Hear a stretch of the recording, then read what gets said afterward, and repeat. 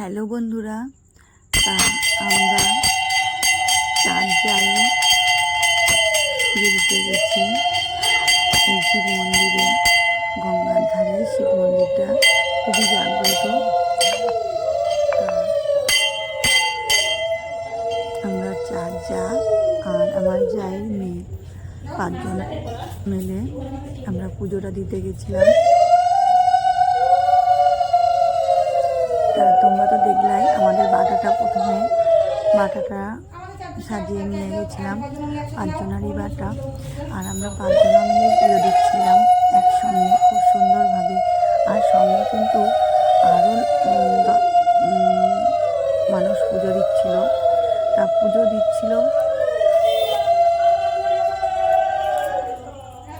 আমরা চার জায়গায় একসঙ্গেই খুব সুন্দরভাবে পুজো দিচ্ছি। দেখো, এরকম পুজো আমরা বহুদিন পরে পুজোটা দিলাম। আর গঙ্গায় স্নান করে গঙ্গা থেকে জল তুলে তারপরে শিবের মাথায় জল ঢালার একটা আনন্দই ছিল আলাদা। আর এখানে আরও মানুষ পুজো দিচ্ছে। দেখো, এটা অবশ্য আমাদের জানাশোনায়, এটা আমাদের অসিতদার বউ, মানে আমাদের বৌদি, উনিও পুজো দিচ্ছিল। উনিও পুজো দিচ্ছিল দেখে আমি আর ভিডিওটা কাটিনি, তুলে ধরেছি। আমার খুবই ভালো লাগলো যে আমরা সবাই একসাথে পুজো দিচ্ছি। এরকমভাবে পুজো ভোলানাথের মাথায়। আর আজকে বিশেষ করে আজকে একটা বিশেষ দিন ছিল, নীল পুজো। তারপরে আবার আমাদের বাঙালদের মধ্যে খাঁটি হাজরা আর নীল পুজো, মানে খুবই জাগ্রত একটা দিন আজকে।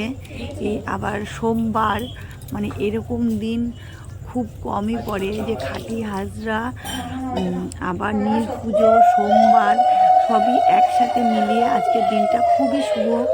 মানে এত সুন্দর দিন সে বলার মতো না। তাই আজকে আমরা গঙ্গায় স্নান করে আর বাবার মাথায় জলটা ঢেলেই ফেললাম আমরা চার জায় মিলে। আর একটা কথা কি জানো বন্ধুরা, তবে আমার এই চার যা আর আমার জায়ের মেয়ে, মানে 5 জনা মিলে আমরা পুজোটা যে দিয়েছি, এটা আমার একটা মানসিক ছিল। তো পরের ভিডিও তোমাদের